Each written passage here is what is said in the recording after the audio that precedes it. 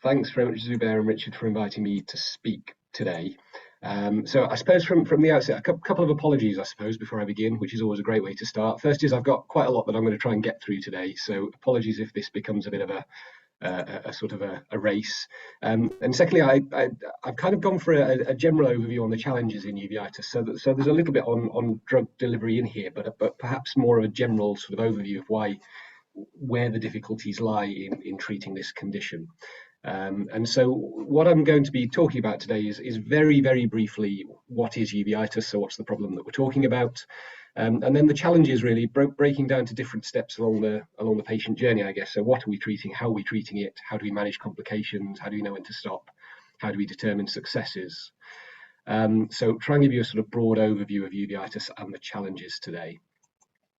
So to begin with, what is uveitis? Well, uveitis is inflammation of the uveal tract, which is the sort of middle vascular layer of the eye. So particularly or specifically comprises the iris, the ciliary body, and the choroid. But just looking at this diagram on the right-hand side of the screen, you appreciate that all of the other structures of the eye are pretty close to these structures. So inflammation in the choroid can affect the retina and the sclera. Inflammation in the iris can affect any other part of the anterior chamber of the eye. So it really is involvement of all of these adjacent structures with risks of irreversible visual impairment as a result.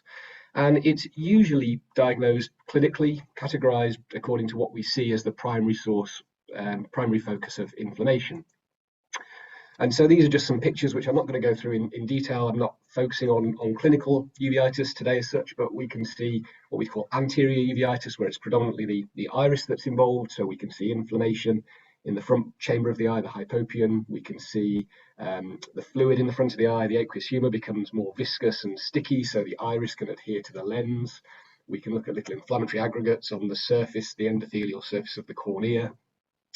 We can have intermediate uveitis, which is predominantly ciliary body and then vitreous involvement. So we can see these snowbanks, inflammatory aggregates in the peripheral part of the retina. We can see these snowballs, little inflammatory aggregates within the gel of the eye.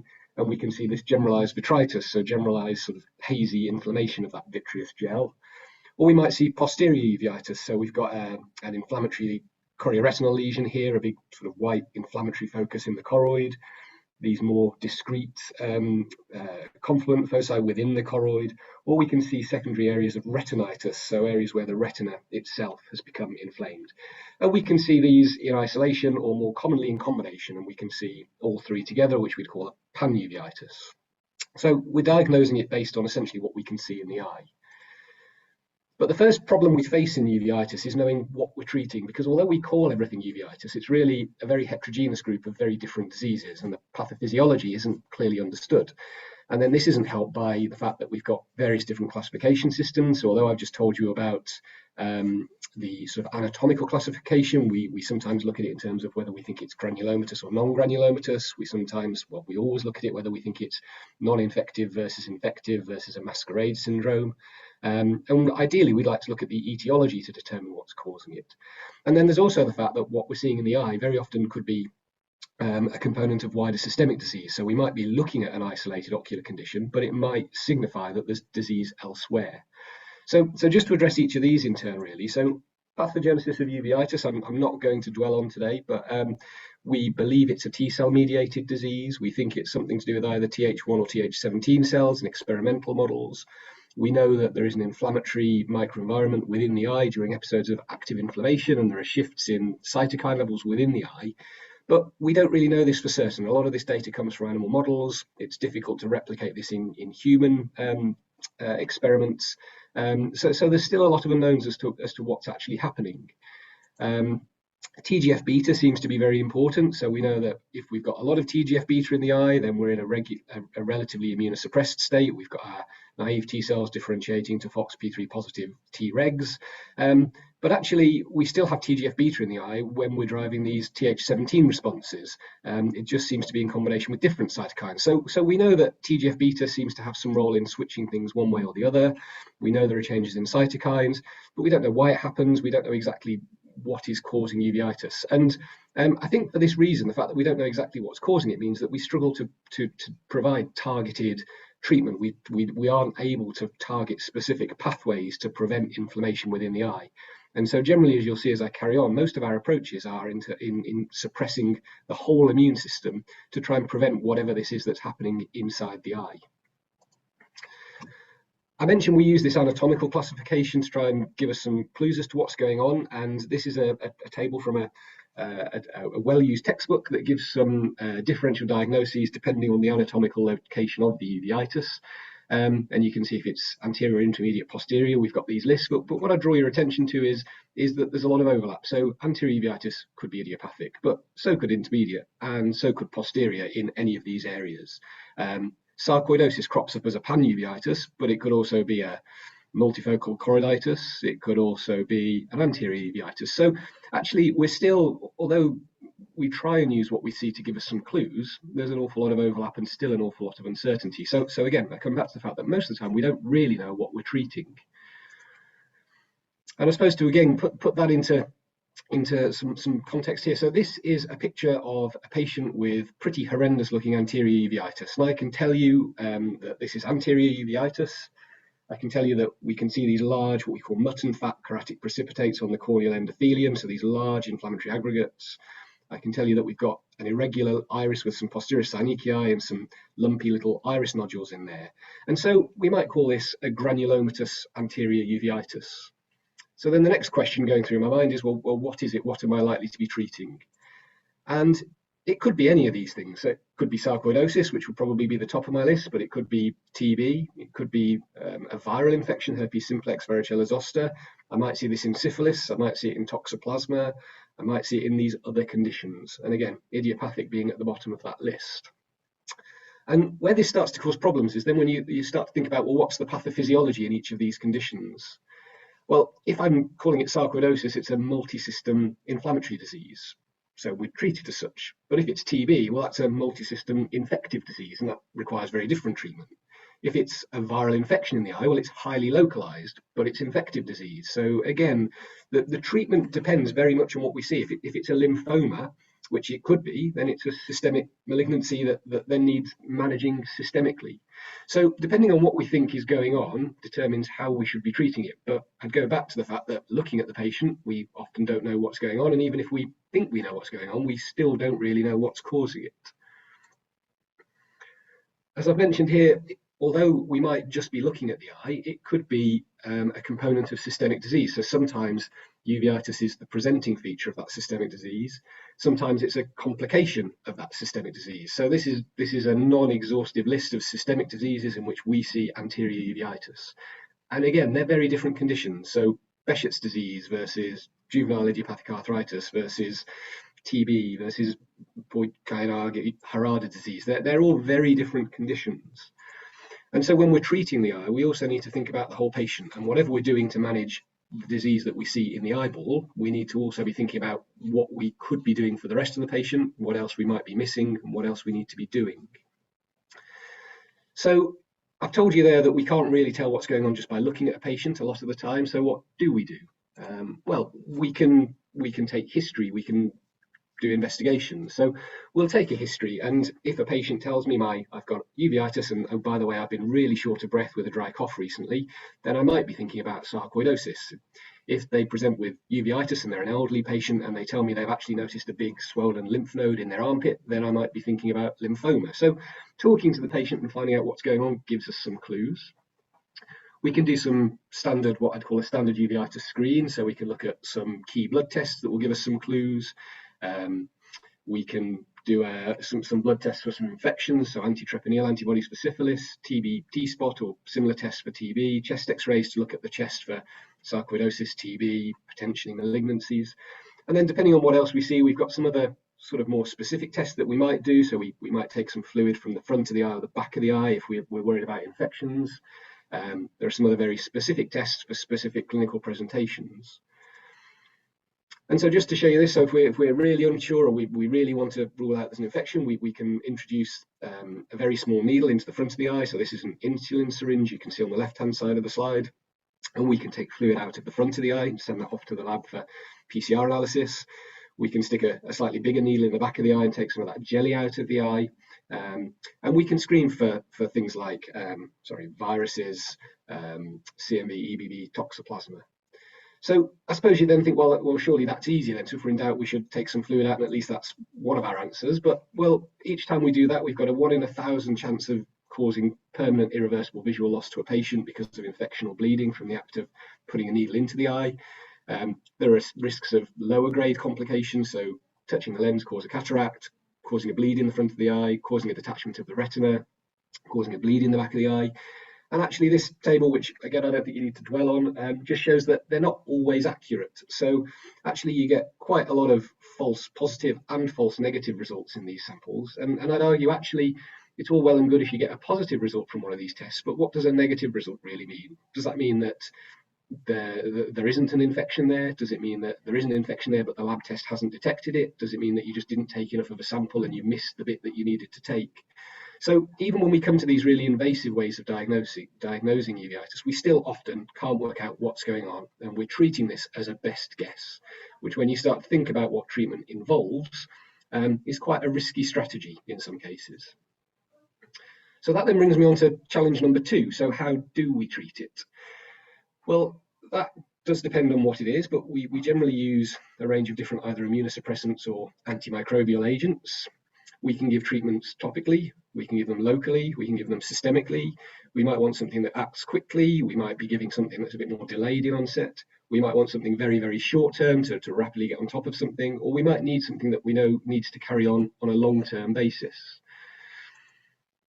And the basic treatment principles in uveitis is first, exclude and treat any infection. Secondly, exclude and treat any malignancy, and really those two go side by side. You want to exclude both of those before we think about anything else. We then want to identify and manage any coexistent systemic disease. So again, not forgetting that some of these conditions that cause uveitis could be very harmful to the patient. And then we want to achieve rapid control of the disease to prevent irreversible loss of function. We want to then maintain disease control with the lowest possible dose and shortest possible course of any immune suppression. And we then need to monitor, prevent, manage complications of disease and or the treatment that we've started. So again, if I come back to our fictional patient here, I've given you our list of possible differential diagnoses. How might we treat this? Well, sarcoidosis, we will immunosuppress. TB, we'll give some anti-TB therapy and probably immunosuppress. Herpes simplex varicella zoster as antiviral treatment. Syphilis, toxoplasma, we're looking at antibacterial or antiparasitic treatments. VKH, sympathetic ophthalmia, is immunosuppression. Lymphoma is chemotherapy, and idiopathic is generally immunosuppression, although really we don't know what's going on. So again, it depends on what we think is going on as to the broad category of treatment that we're going to start with, and I'll come back to that in a moment. And then we're confronted with choices. So if we think it's infective, we're looking at this column in the left-hand side, and we've got a range of different antibiotics, antivirals, antifungal agents that we might use to treat this patient. If we're thinking about immunosuppressants, then this is a table from a paper that I wrote some years ago, actually, where we just summarized in a narrative review the different treatments that have been trialed for uveitis. And each one of these agents, you can find something in the literature to say that it's been tried with varying degrees of success. So you've got very, very wide choices when it comes to how you're going to manage these patients. And the problem is that there's no widely accepted guidelines, and the majority of these agents are unlicensed in uveitis. So corticosteroids form our mainstay of treatment. They are very rapidly acting. We can give them topically at different strengths and at different frequencies, so anything from once a day up to every half an hour, 24 hours a day. We can give them locally, so we can inject them under the conjunctiva, subtenons, orbital 4, or into the eye. We can give them systemically, in which case we can do oral, intramuscular, or intravenous. And generally, the approach will be to start at a high dose that's sufficient to suppress the inflammation, and then taper that treatment as rapidly as possible whilst preventing a further flare of disease. And as I said, treatment delivery, again, there's some sort of broad consideration. So if we're looking at one eye and it's just in the front of the eye, then we'll try with topical agents, because we know topical agents work in the front of the eye.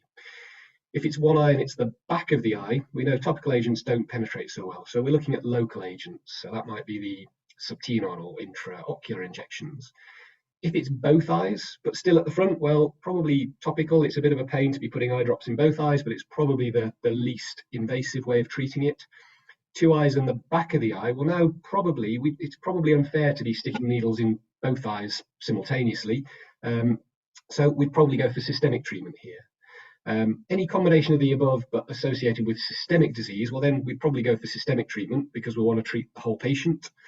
And any combination of the above but associated with severe sight-threatening disease, well, again, we want to be sure we're treating with a high dose at the point we need it, so we're probably going to go for either local or systemic.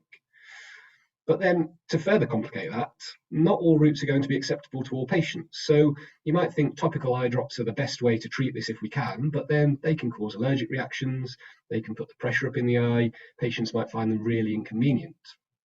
We might go for the Ozurdex intraocular steroid implant and say, well, we'll give you a steroid, it's high dose, exactly where we want to use it, and it's going to last 3 months. But you need a cooperative patient, they need to be relaxed, or you're going to have to do it under general anaesthetic. There are some small risks again associated with the procedure. There's some risks of raised pressure. We know that repeat injections are going to cause cataracts.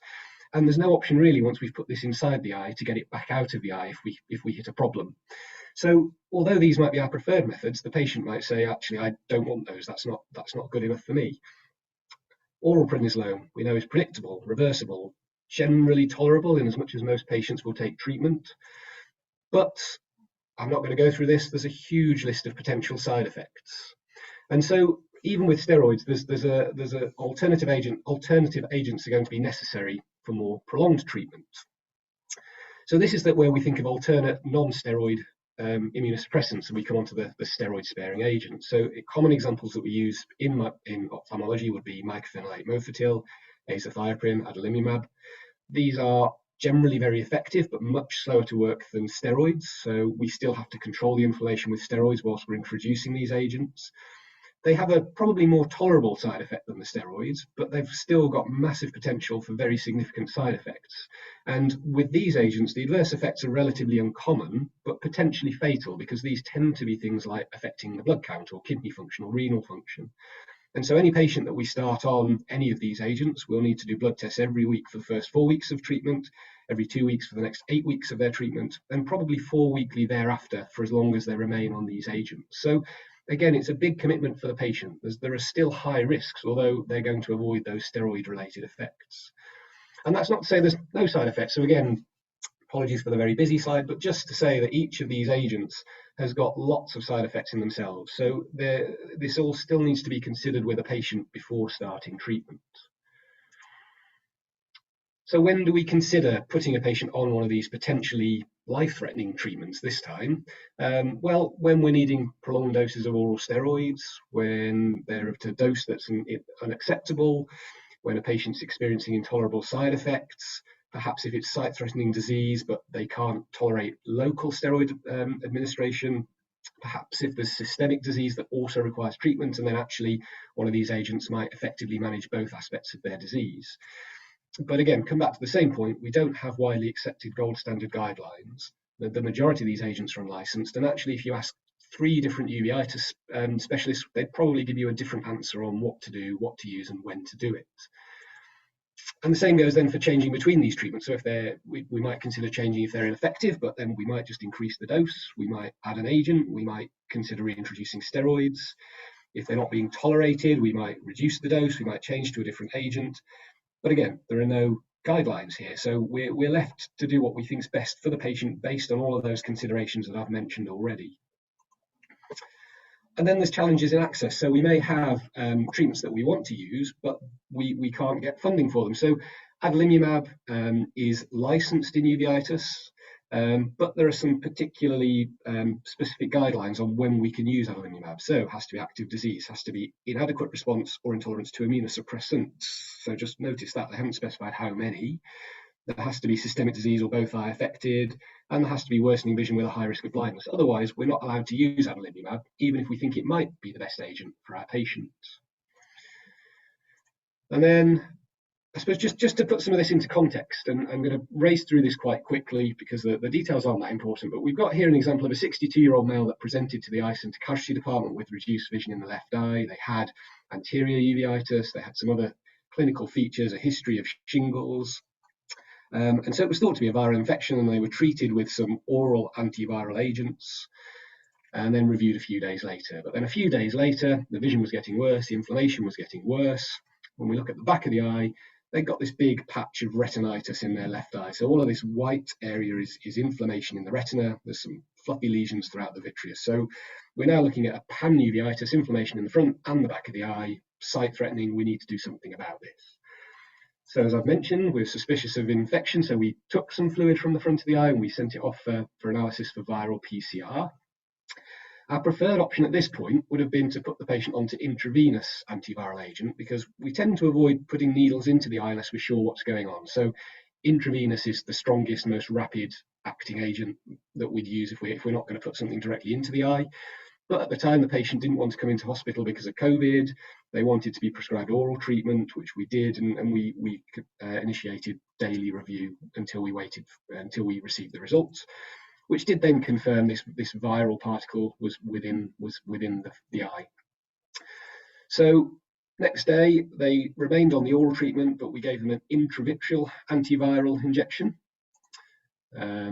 We then gave them 2 further injections. So generally, patients don't just get 1, they'll get 2 a week until we're happy that the inflammation in the back of the eye is stabilizing. You can see a week or so later, this area is starting to coalesce. There's fewer of these little white spots, so this seemed to be coming under control. They still had another injection here. This is an image through the macula. You might be familiar with OCT scans, just to show that there's no inflammation in the macular region here at this time, so we're just treating this area of retinitis. Following week, felt that it had now stabilized, so could just maintain the patient on the oral medication. And then they were doing quite well. You can see this area of retinitis gradually clearing on the oral medication. At this point, we then start to see some swelling in the retina. So we've got some macular edema developing. And although we carried on treating and the retinitis is getting better, we're getting worsening edema, which got worse and worse again. And so now we're at the point where we've got an infection in the eye, which we think we've eradicated, looks like it's doing quite well, but there's a secondary immune response. So now, as well as the infective component to this condition, there is an inflammatory component. And then the only way really to treat this is now to put a high dose of an immunosuppressant into the eye to try and control the macular edema. And so I suppose this is just making the point that although I've tried to say that we distinguish between infective and inflammatory, actually there's almost always an inflammatory response to an infection. And so although our priority is to eradicate that infection and control the inflammation, we often need to be cautious in the use of both antimicrobial and immunosuppressing anti-inflammatory medication. And we've got to very carefully judge when to introduce and stop each agent. But also, as that case highlights again, that we have to balance that against the patient's wishes. And if a patient doesn't want intravenous or intraocular treatment, we have to work out something that is acceptable to the particular patient. Challenge 3, and these next few challenges are a bit briefer, so I am coming towards the end. So how do we manage complications of treatment? Well, we just have to manage them as they crop up. So raised pressure and glaucoma, patients might require us to withdraw treatments, they might require additional medical therapy, they might require laser surgery.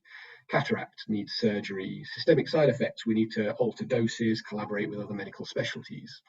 But with all of these things, prevention's far better than cure. So actually what we really need to do is really closely monitor these patients and try and spot problems before they develop. So we can't just start treatment, assume that we're controlling the inflammation and forget about these patients. Challenge 4, how do we know when to stop these treatments? Very variable course of disease. So some patients might have a single episode, some patients will have a relapsing remitting course, some patients will have chronic persistent disease, and some patients will start in one of these categories and then switch to another one. And there is, again, no way of predicting this at the outset of disease. So it's very difficult to know when we can withdraw treatment or whether we do need to maintain long-term therapy for a lot of these patients. So again, if we come back to our fictional patient here with our list of differential diagnoses, well, if we diagnose sarcoidosis, it's generally more chronic, can be acute. TB, probably chronic, recurrent, but might improve with treatment of the TB. Viral infections tend to be very sudden onset acute flares, but be very recurrent. Syphilis, typically an acute onset, but resolves with treatment. So again, I'm not going to read out the whole list, but the course of disease, there are some clues depending on what we've diagnosed. Challenge 5, so how do we then determine whether our treatment's been successful? Well, this is where it's important to think about the concept of disease activity and disease damage. So disease activity we define as the presence of inflammation, which is generally we'd hope to be reversible. So we're looking at things like inflammatory cells in the front of the eye, swelling at the back of the eye. Disease damage, on the other hand, is structural change that's caused by that inflammation and is generally irreversible, or at least it's not reversible unless we do some very significant surgical intervention. So posterior synechia, the adhesions between the iris and the lens, cataract, macular scarring, and everything really that I've talked to you about so far today address disease activity, and our aim is always to try and stop the activity before accumulation of damage. But the problem then is we have this, that we'll tell the patient, fantastic, we've cured your uveitis. You've gone from having a horribly red, inflamed, painful eye to having a nice, quiet, uninflamed eye. By the way, your vision's changed from perfect to being registrable as being blind. Because although we've treated the inflammation, we've left the patient with corneal scarring, irreversible iris change, dense cataract, or a macular scar. And so then when we're thinking about all of these different treatments by all of these different routes, we've got to think actually what's the most important. So is it that we should be controlling disease activity? Is it actually for this patient that they want to stop the annoyance of having to put regular eye drops or take regular tablets, or they really can't stand injections in the eyes? Is it actually they want to be off all of their medication? Is it that they need to maintain their vision? Is it that they want to avoid surgery? Is it that they just don't want to be coming into the hospital every couple of weeks to be seen? Or is it being able to continue working, driving and supporting their family? And all of this, again, is going to vary. So it's going to depend on the age of the patient. It's going to depend on what they do for a living, whether they've got family, whether we're looking at unilateral or bilateral disease, whether we're looking at disease associated with systemic features, whether there's other ocular features. And so what we really need to be thinking about are patient-reported outcome measures. So what's important to the patient? And this would, ideally, it combines all of those factors, and it distills the impact of disease, both ocular and systemic, the treatment of that disease, and the outcomes to a single overall measure of relevance to the patient as a whole. But sadly, these are underused. We don't use them in clinical practice very much. I can tell you that for a fact. And although they're useful as a research tool, they're not used very frequently in research. So this is a table from a paper written by, I think, one of your speakers from later on today, Professor Denniston and his group, just looking at the use of patient-reported outcome measures in modern ophthalmology, impact on clinical trials and routine clinical practice. And this is just listing some of the big studies in uveitis, what was done and which outcome measures they use. So listing some of the different outcome measures and what the impact of those outcome measures were. But essentially this paper concludes that these aren't used frequently enough. We need to use more of them, and they're far more useful for determining what's important to the patient. So apologies, that was a fairly sort of quick whistle stop through challenges in treating uveitis, but I hope what I've shown you there is that actually, treating uveitis is simple. We just need to answer these simple questions. What are you treating? Which eye? Acute, chronic? What's the cause? Is there any disease? Is there any ocular disease? Etc. etc. Once you've answered these questions, then hopefully managing the uveitis should be fairly straightforward, and perhaps one day we'll get there. So thank you very much for listening. I hope that was of interest. I realised that there wasn't a huge amount on drug delivery in there, but hopefully it sort of just gives you a flavour for the general challenges we face in managing uveitis and inflammatory disease in the eye. So happy to take any questions in the final few minutes. Thanks, Rob. Thanks for that. That was brilliant. We've got a few questions. So Larry, if you can unmute yourself.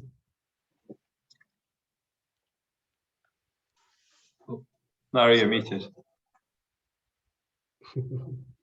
Sometimes when Larry's been on a different call, if there was a call before this meeting, his mic won't transfer, so he's going to log out, I guess, and come back in. Okay. Okay. Anyone else? Rob, I think, yeah, that was a fantastic talk. Thank you. What I'm interested in, what do you think is the best delivery mode when you're treating your uveitis patients? What's your preferred route of treating them?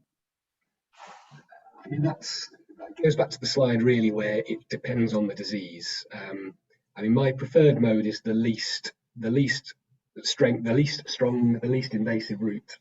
I mean, on paper, if you were to say if you were to walk in and say, I've got a very inflamed eye, my right eye is inflamed, then you'd think that the most sensible way of treating it is by targeting the eye. So I guess then what you want is something that's not going to give me loads of systemic side effects, that's going to rapidly act in the eye and cause me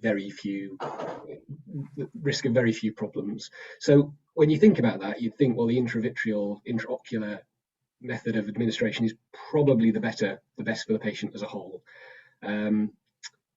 So I guess in an ideal world that would be the route, but the problem there is you want something that then is going to be, I don't particularly want you sticking a big needle in my eyeball, so I'd prefer it to get into the eye in the least invasive way.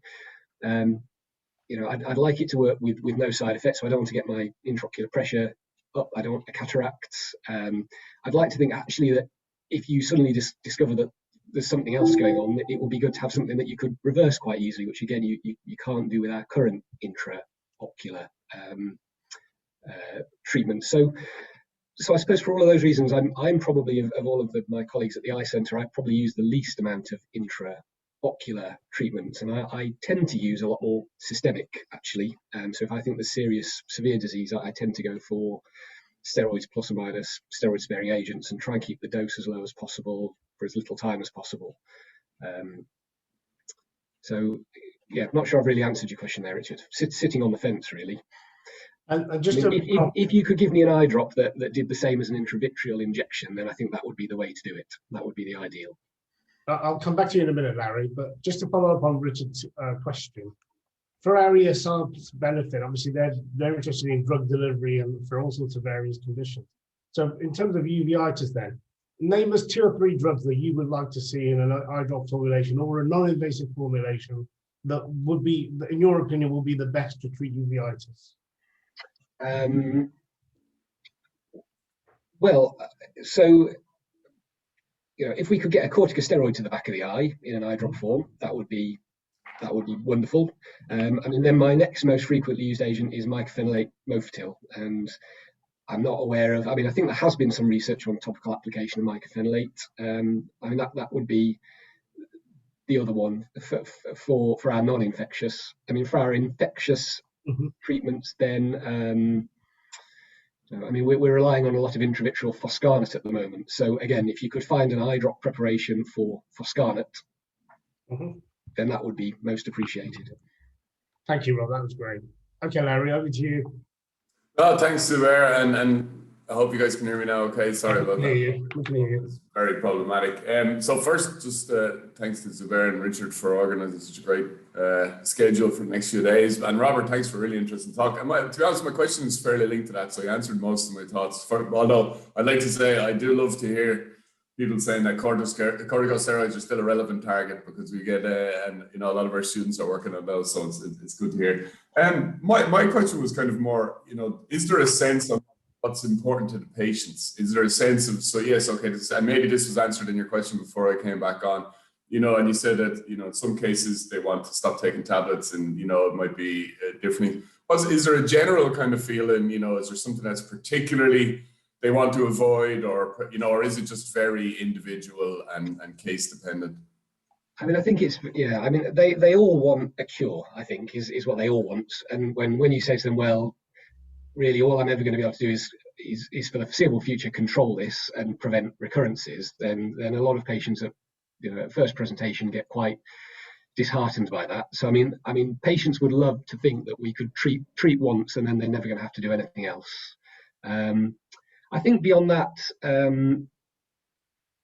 it is highly variable. I would say, again, generally patients really, so to come back to your first comment, steroids are hugely relevant and are essential. And even with all of these other treatments we've got, if we have a problem, we still have to come back to the steroids, and we still have to rely on the steroids to get rapid disease control. And it's the only treatment that we know is going to work. If we give a high enough dose of steroids, we know we're going to suppress inflammation. But patients absolutely hate the systemic side effects of steroid again. So, we've got young patients that have got that full list of side effects: gain weight, osteopenia, sleep disturbance, appetite change, all of it. So I'd say that's, minimizing side effects. So accepting that we've got to treat it, they then want the fewest possible side effects. Okay, brilliant. Yeah, thanks for the Thanks, Mark. Okay, in the interest of time, I'm going to stop the discussion there. It remains Thanks a lot. for me to thank Rob. Thank you, Rob. That's brilliant. If anybody else has any questions, please do email them to me, and I can get them offline to Rob. He's not very far away from me. So, thanks again, Rob. Thank you very much. Thank you.